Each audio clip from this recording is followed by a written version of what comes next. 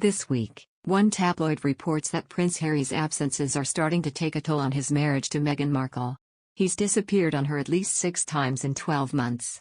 She's at home with the kids, an insider dishes. The more Meghan nags him, the more she pushes him away. He's second-guessing his decisions. These frequent solo trips are certainly a red flag. It's like he's leading a secret double life. First, the Duke attended a polo competition in Aspen, Colorado without Markle. And sources say the Duchess was especially steamed after photos surfaced of Harry with his arm around a female polo player. Even though it was innocent, it's humiliating to see your husband with his arm around another woman, the tipster remarks. Then Harry attended both the Super Bowl and the Texas Rodeo without Markle.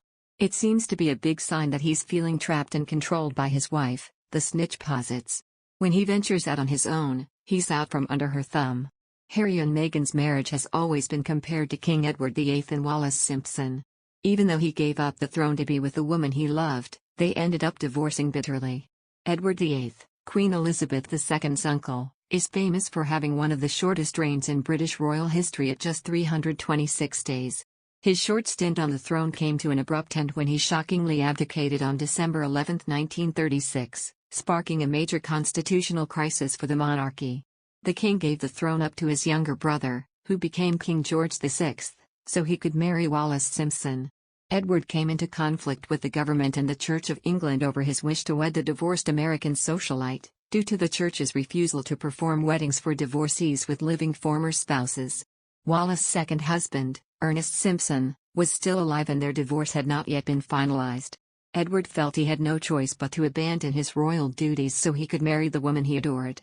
In a radio address at the time, he said, "I have found it impossible to carry on the heavy burden of responsibility and to discharge the duties of king, as I would wish to do, without the help and support of the woman I love." 6 months later, the Duke and Duchess of Windsor were married at Château de Cande in France's Loire Valley, where they began to live out their controversial exile outside the royal family. History may have assumed the Windsors had one of the most romantic love affairs of the 20th century.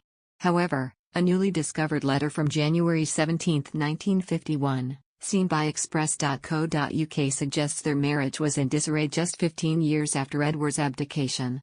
The document was unearthed in the papers of the writer Rebecca West at the University of Tulsa by historian Andrew Loney, while updating his 2021 book, Traitor King: The Scandalous Exile of the Duke and Duchess of Windsor. Ms. West had initially been considered as a ghost writer for Wallis' memoirs. However, she penned a letter to Ewart Robertson, the right-hand man to former Daily Express owner Lord Beaverbrook, discussing the breakup of the Windsors, and why she felt she could not write the memoirs. She wrote, "I have been thinking very seriously over your letter, and I have come to the conclusion that if what you predict comes to pass and the Duke and Duchess of Windsor part, I would not care to have anything to do with her memoirs." The Windsors' marriage was on the rocks during this period due to Wallis' love affairs. Wallis is believed to have begun a secret romance with Jimmy Donahue. The handsome playboy was heir to the Woolworth fortune, the America retail giant founded by Frank Winfield Woolworth. Jimmy, who was bisexual, had been exclusively with men until becoming entangled with the Duchess, who he claimed to have a 4-year affair with.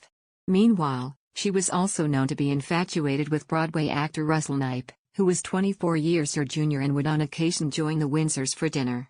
Mr. Loney told, "The myth persists that the Duke and Duchess lived happily ever after, a story which they encouraged in their books and media appearances, but the reality was very different." Even before the king abdicated, Diana Cooper had noted in her diary, after accompanying the couple on an Adriatic cruise in August 1936, that Wallis didn't want to go about with the king. "The truth is she's bored stiff by him."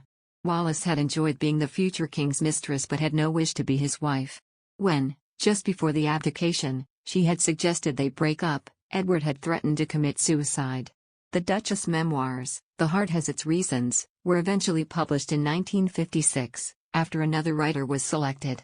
As speculation about the Windsors' relationship grew, Ms. West also included a warning in her letter about what Wallis should do in the event that she and Edward separated.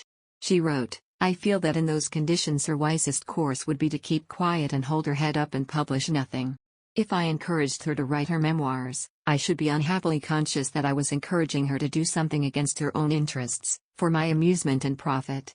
I could not do a good piece of work in such circumstances, particularly as the Duchess has been very pleasant to me. I hope I do not disappoint you by this decision."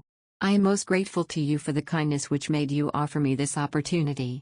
Mr. Loney said, though Edward remained deeply in love with Wallis throughout his life and was devastated by her various affairs, she felt trapped. It made her bitter and angry, and she took it out on her abject husband, often sending him to bed in tears. Diana Cooper, who stayed in touch with the couple, was shocked when Wallis told the former king to buzz off, mosquito, but the crueler Wallis was to her husband, the more devoted he became.